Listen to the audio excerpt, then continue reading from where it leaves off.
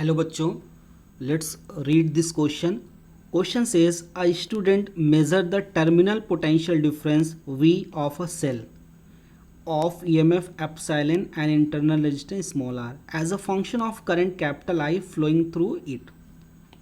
The slope and intercept of the graph between V and I then respectively are, right? तो first option is minus epsilon and small r. Second option is epsilon and small r. Third option is minus r and epsilon. Fourth option is small r and minus epsilon, right? तो यहाँ पे हमें intercept, slope और intercept की value यहाँ पे find out करनी है. तो की कंसेप्ट को डिस्कस कर लेते हैं. यहाँ पे की कंसेप्ट,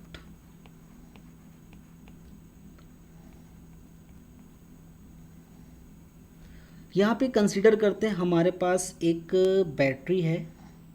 ये एक बैटरी हो गई और इस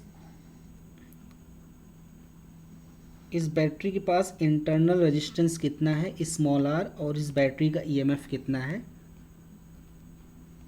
एप्सिलॉन, राइट. अब इस बैटरी को हम एक्सटर्नल रजिस्टर के साथ क्या कर देते हैं, कनेक्ट कर देंगे. तो ये एक्सटर्नल रजिस्टर हो गया यहाँ पे कैपिटल आर, राइट. अब ये जो बैटरी है, ये कैपिटल आर इस बैटरी से कितना यहाँ पे करंट ड्रॉ करेगी, आई. तो आई की वैल्यू यहाँ पे हो जाएगी epsilon divide by capital R small R, क्योंकि कैपिटल आर और स्मॉल आर यहाँ पे कितने हो गए, सीरीज कॉम्बिनेशन में हो गए, राइट. अब यहाँ पे ये जो बैटरी है जिसका ईएमएफ एप्सिलॉन और इसका इंटरनल रेजिस्टेंस स्मॉल आर है, इसके अक्रॉस जो पोटेंशियल डिफरेंस हो जाएगा वी हो जाएगा epsilon minus I into small R. ये हो गया इसके क्रॉस पोटेंशियल डिफरेंस, राइट. क्योंकि जो एक्सटर्नल रेजिस्टेंस है यहाँ से करंट ड्रॉ कर रहा है, बैटरी यहाँ से क्या हो रही है, डिस्चार्ज, और ये करंट यहाँ से इस इंटरनल रेजिस्टेंस में भी फ्लो हो रही है. तो इसके क्रॉस जो पोटेंशियल डिफरेंस हो जाएगा बैटरी के क्रॉस, वो हो जाएगा V equal to epsilon minus I into R, right. अब इसकी कंसेप्ट की हेल्प से अब इस क्वेश्चन को यहाँ पे सॉल्व करते हैं. तो क्वेश्चन में क्या कह रहा है कि एक यहाँ पे ग्राफ ड्रॉ किया जा रहा है, किसके बीच, V और यानी पोटेंशियल डिफरेंस और कैपिटल आई के बीच यहाँ पे क्या किया जा रहा है, एक ग्राफ ड्रॉ कर रहे हैं. तो सबसे पहले V और I के बीच यहाँ पे क्या करते हैं, एक ग्राफ ड्रॉ करते हैं, राइट. तो हमारे पास जो V की वैल्यू आई है वो है कि कंसेप्ट की हेल्प से epsilon I into small R. तो इस क्वेश्चन में हमें स्लोप पता करना है और इंटरसेप्ट पता करना है, राइट. अब यहाँ पे सबसे पहले यहाँ पे V की वैल्यू कैलकुलेट करेंगे.